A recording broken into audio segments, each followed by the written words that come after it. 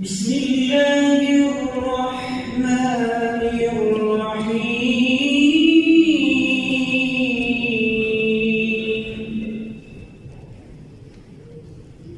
وأطيعوا الله والرسول لعلكم ترحمون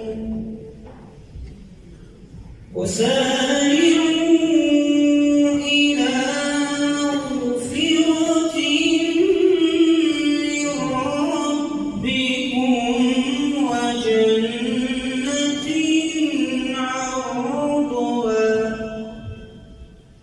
وجنة عرضها السماوات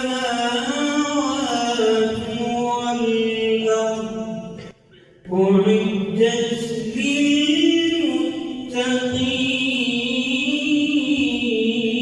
للمتقين صدق الله العظيم.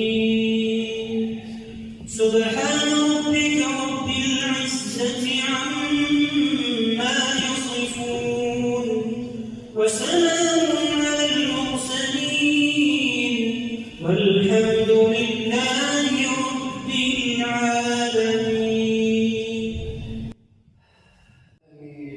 الحمد لله رب العالمين والصلاة والسلام على أشرف الأنبياء والمرسلين صلوات الله عليه وعلى آله وأصحابه أجمعين.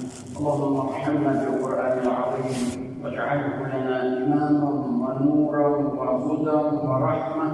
اللهم ذكرنا منه ما نسينا وعلمنا منه ما جهلنا وارزقنا تلاوته آناء الليل وأطراف النهار واجعله لنا حجة يا أرحم الراحمين.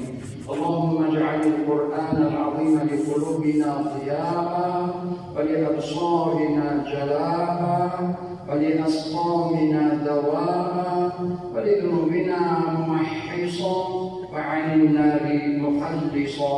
اللهم اجمع القرآن العظيم في قلوبنا حفظا وعلى لساننا تلاوة وفي سلوكنا خلقا وارزقنا